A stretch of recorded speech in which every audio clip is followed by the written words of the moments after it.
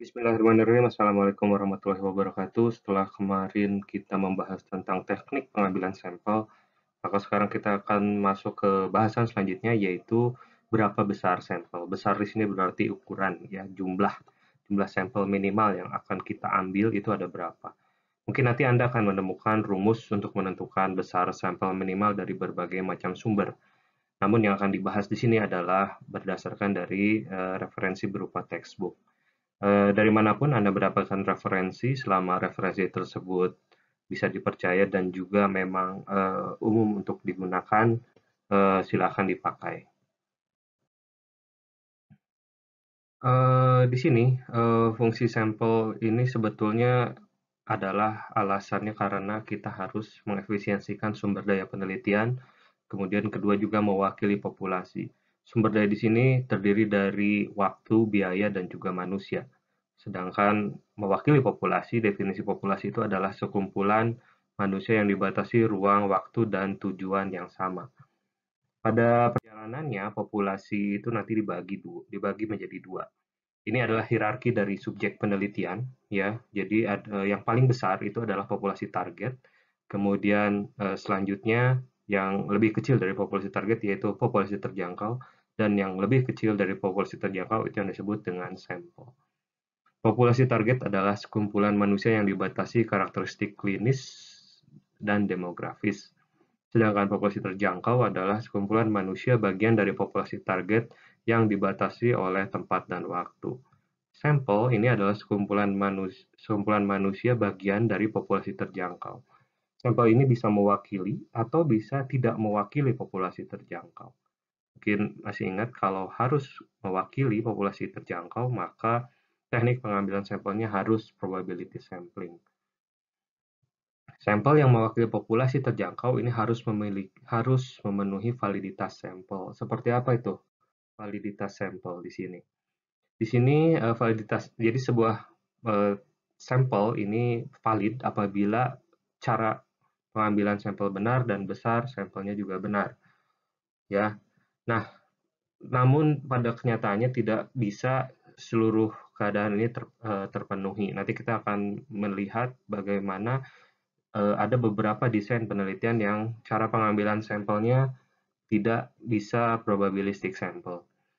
Jadi memang kemarin kan ketika kita membahas teknik pengambilan sampel, probabilistic sample itu adalah yang paling mewakili keadaan populasi. Namun tidak selalu bisa dilakukan, sehingga minimal salah satu dari kedua kriteria validitas ini terpenuhi, yaitu besar sampelnya, yaitu benar.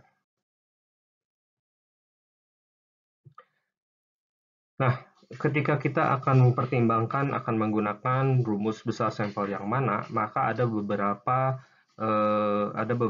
hal yang perlu diperhatikan. Ada 3 di sini yang harus diperhatikannya. Kita bisa pilih salah satu atau malah tiga-tiganya terpenuhi, itu jauh lebih baik. Tapi minimal salah satunya sudah terpenuhi. Pertama itu yaitu dari desain penelitian, kedua jenis variabel, dan ketiga uji statistik. Untuk pertimbangan rumus besar sampel dengan berdasarkan desain penelitian dan jenis variabel, yang akan dibahas di sini adalah standar WHO menggunakan dari Lemeshow dan Luanga.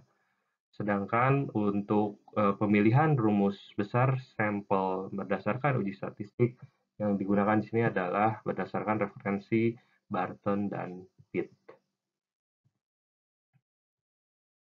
Nah, pertama, untuk berdasarkan desain penelitian, maka kalau berdasarkan desain penelitian, kita bisa mengklasifikasikan rumus sampel itu berdasarkan desain penelitiannya. Satu, case control, kemudian cohort, dan juga sampel survey.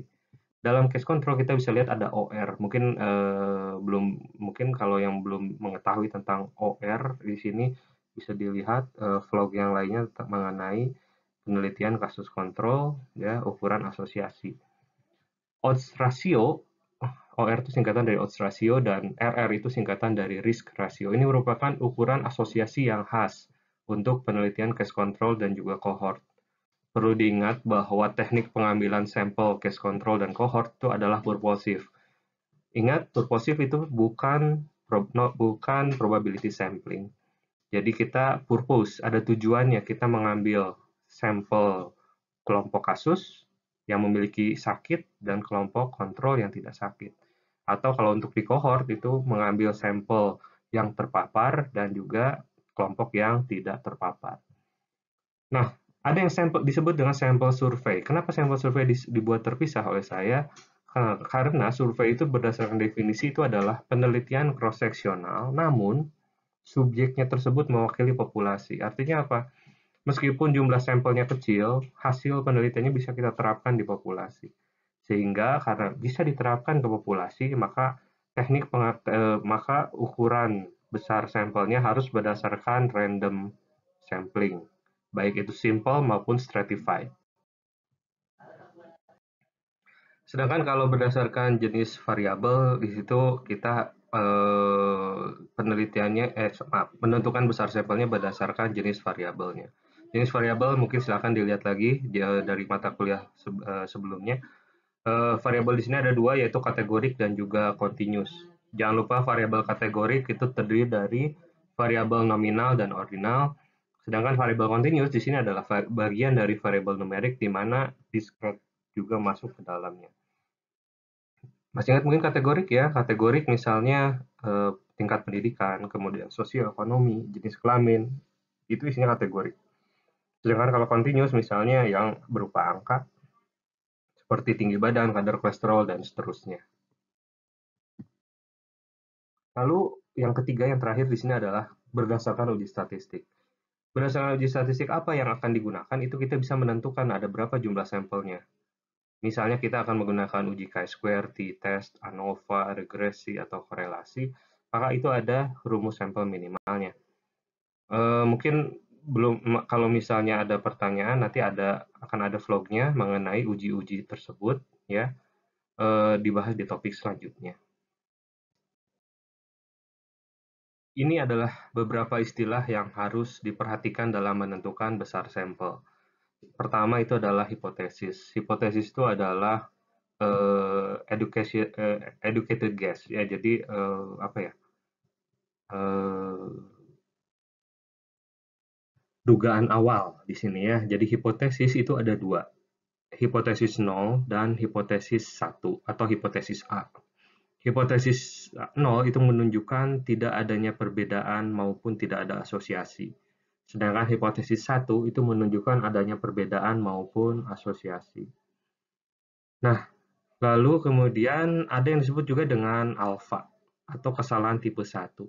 Alfa itu adalah kemungkinan menolak H0 padahal H0 benar. Besaran yang ditolerir di penelitian kesehatan atau kedokteran itu adalah 5% dan 1%.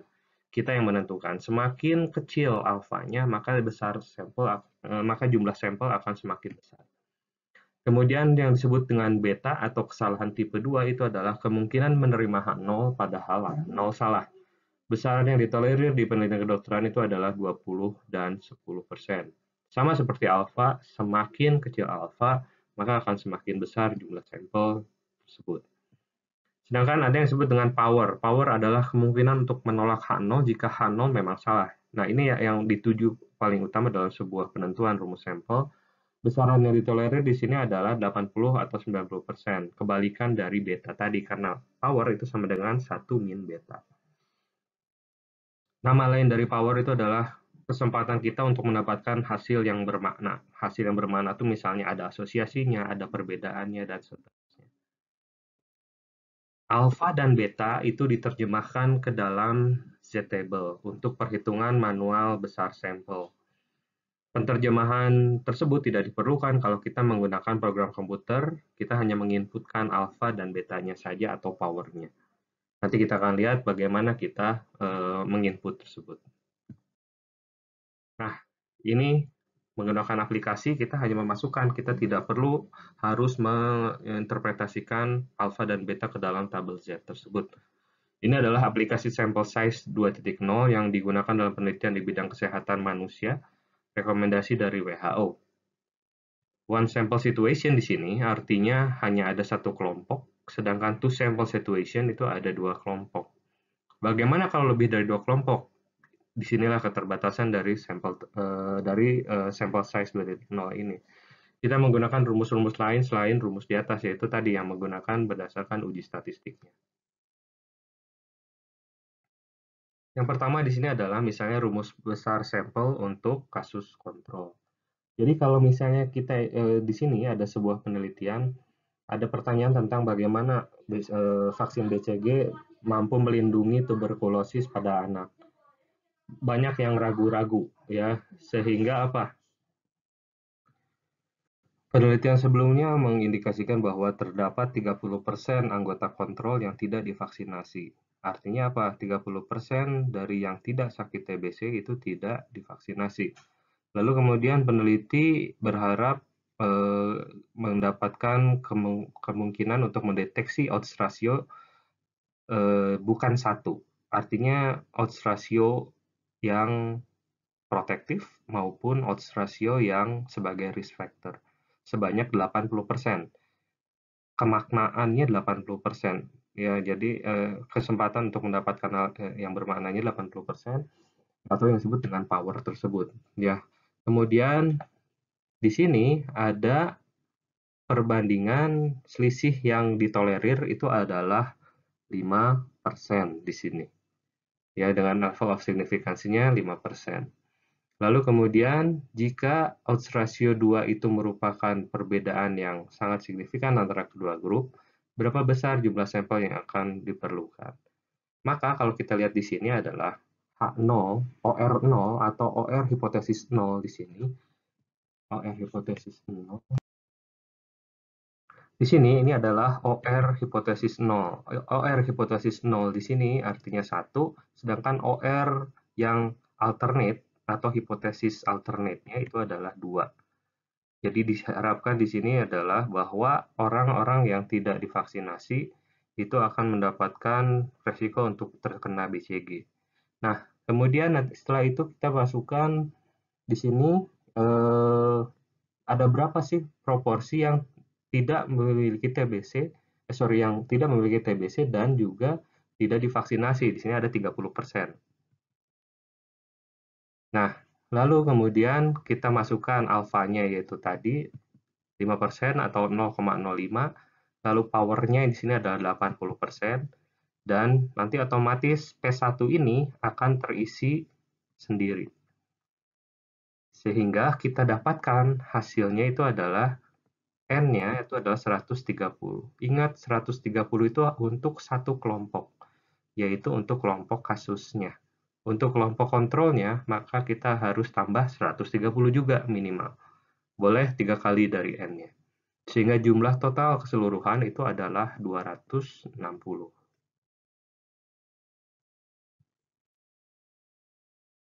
Lalu bagaimana contoh untuk penelitian kohort? Misalnya di sini, ini adalah contoh penelitian kohort mengenai 2 terapi untuk kanker. Ya, di sini pasien tersebut dirandomisasi untuk mendapatkan treatment A ataupun treatment B, kemudian diikuti selama 5 tahun. Lalu kemudian treatment A itu adalah terapi baru, ya, yang katanya dia bisa menurunkan resiko menjadi setengah dari rekurensinya, ya, alias RRA-nya itu adalah 0,5, ya, 50%. Kemudian 35% rekurensi itu didapatkan pada kelompok yang mendapatkan terapi B. Artinya 35% di sini adalah P-nya, ya, di sini P2. Lalu kemudian dari sini berapa pasien yang harus diperlukan kalau misalnya kita menggunakan powernya itu adalah 90%. Karena ini terapi, biasanya kita menggunakan power 90%, betanya 10%. Kenapa? Karena kita tidak menginginkan adanya error yang mungkin bisa mengganggu nanti manusia di kemudian hari. Kemudian RR0-nya itu adalah 1, RR01 itu artinya tidak ada perbedaan yang bermakna, ya, kita masukkan ke sini. Lalu kemudian di sini maka kita masukkan semua, lalu nanti akan muncul N-nya itu adalah 131. Nah, N131 ini tuh hanya untuk satu kelompok yang terpajan. Artinya dalam terapi A itu 131 dan terapi B 131. Sehingga totalnya itu adalah 2 kali 131. Lalu kemudian untuk penelitian survei. Contohnya di sini adalah eh, pada penelitian awal pada 50 anak yang dipilih dari 4.000 anak, ternyata ditemukan 30%-nya menderita askariasis. Nah, berapa sampel yang diperlukan dengan 95% confidence interval? Artinya alfanya itu adalah 5%, ya. Yang untuk memperlihatkan bagaimana proporsi yang didapatkan itu nggak lebih dari 5%. Artinya ada absolute difference. Absolute difference sebesar 5% atau 0,05. Kita masukkan ke sini, ya. Lalu kemudian dimasukkan juga tadi 30%-nya yang ini maaf nih salah, bukan 0,60 tapi ini harusnya 0,30, ya. Dari jumlah sampel di sini 4.000. Epsilon ini akan terisi otomatis. Kemudian juga nanti ini akan muncul jumlah totalnya itu adalah 338 dari 4.000 anak. Gimana cara memilih 338-nya? Masih ingat mungkin kemarin cara melakukan randomisasi dengan random numbers. Jadi kita akan mendapatkan urutannya sebesar 338 anak dari daftar yang ada atau kerangka sampel tersebut.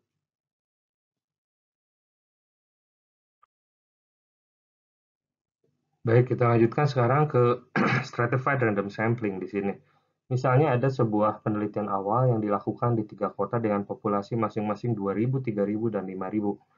Proporsi keluarga yang memiliki satu atau lebih anak yang meninggal dalam 5 tahun terakhir itu adalah masing-masing dari 3 kota tersebut adalah 10%, 15%, dan 20%. Dengan menggunakan data yang ada sebelumnya, tentukan berapa jumlah sampel yang harus diperlukan kalau kita ingin mengetahui presisinya itu ada 3%. Presisi itu adalah kalau misalnya kita lakukan di jumlah yang lebih besar, selisihnya nggak akan lebih dari plus minus 3% tersebut. Dengan 95% confidence interval. Maka kalau kita masukkan di sini, tadi ini 3% itu adalah absolute difference-nya, ya. Kemudian stratanya itu ada 3 karena terdiri dari 3 kota. Ini kota pertama, lalu kota kedua, dan kota ketiga. Di sini kita masukkan saja jumlah populasi. N besar ini artinya populasi ini N besar, ya, populasi dari kota pertama 2.000, 3.000, dan 5.000. Lalu proporsinya tadi yang memiliki yang meninggal, ya, memiliki anak yang meninggal di sini 10%, 15%, 20%. Kemudian bobot.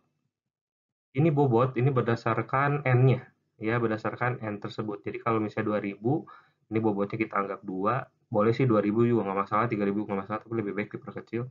3.000, maka itu disebut juga 3 bobotnya, dan 5.000 itu bobotnya 5. Sehingga dapatkan totalnya 550.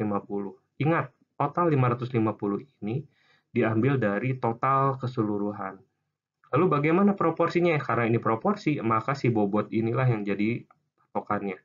Kota pertama berarti 2 per 2 ditambah 3 tambah 5, artinya 2 per 10 dikalikan 550. Di kota kedua, kita ambil secara random 3 per 10 kali 550 dan 5 per 10 kali 550. Lalu di sini kita lanjutkan ke estimasi proporsi dalam satu kelompok. Artinya satu kelompok, tidak ada lebih dari satu kelompok. Contohnya di sini misalnya, saya ingin mengetahui berapa prevalensi tuberkulosis pada anak. Artinya kelompoknya cuma satu, cuma kelompok anak, ya. Di sini berapa prevalensinya? Kalau misalnya kita absolute difference-nya di situ adalah 5%. Ini absolute difference, ya. Jadi 5%.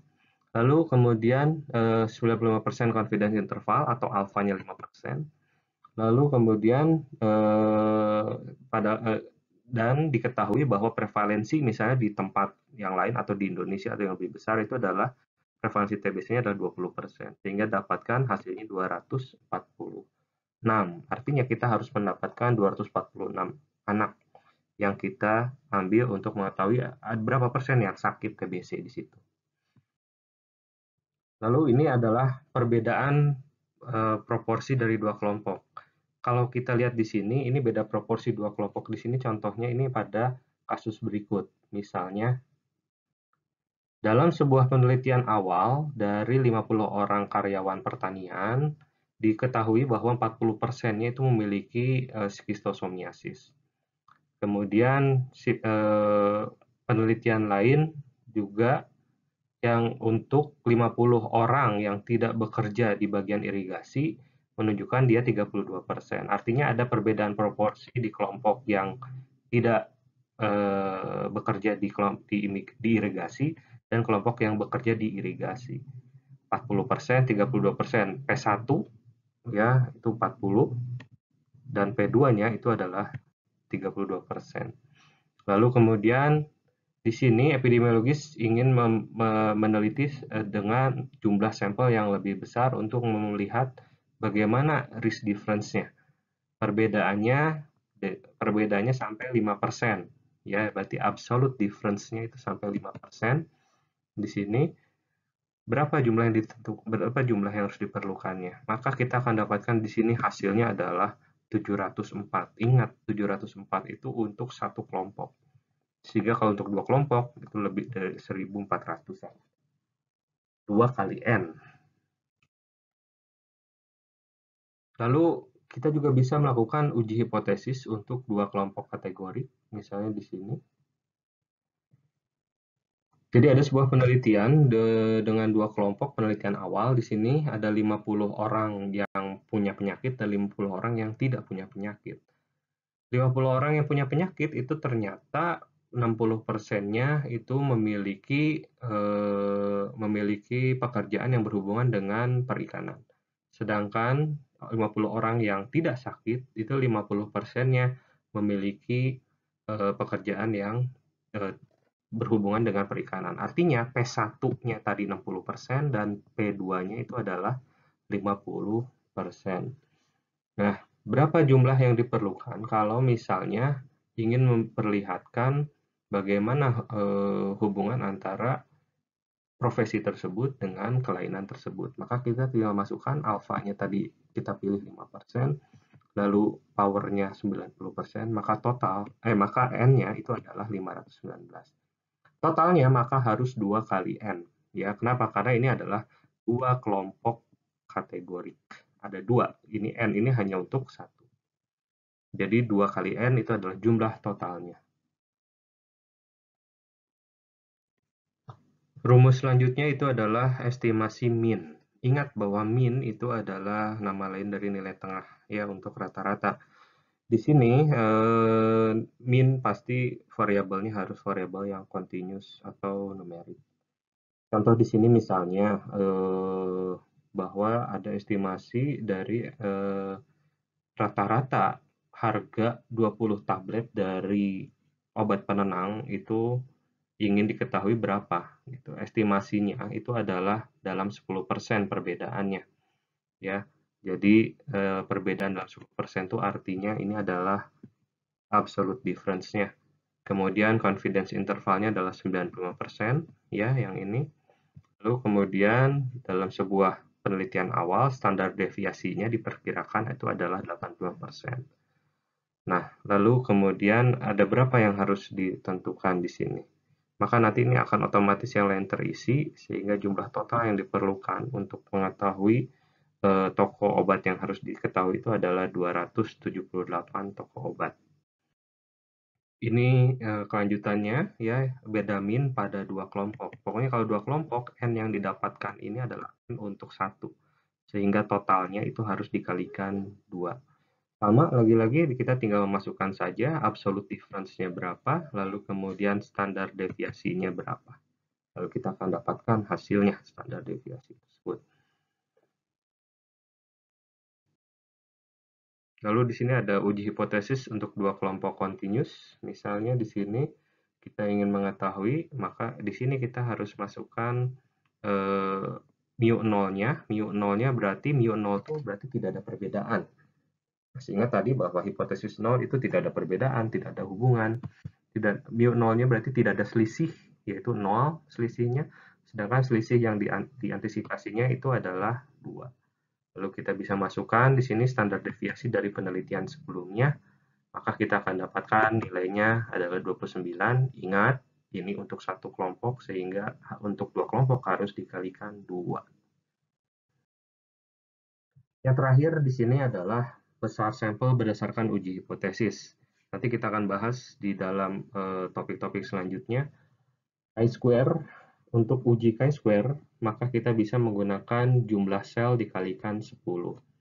Apa itu jumlah sel dikalikan 10? Jumlah sel itu terdiri dari kategori kali kategoriknya. Apabila misalnya saya ingin mengetahui hubungan antara jenis kelamin dengan status sosioekonomi. Kalau jenis kelamin itu cuma ada dua kategorik, yaitu pria wanita, sedangkan sosioekonomi ada rendah, menengah, dan tinggi, ada 3. Artinya jumlah selnya adalah 2 kali 3 kali 10. Sehingga totalnya itu adalah minimal 60 sampel.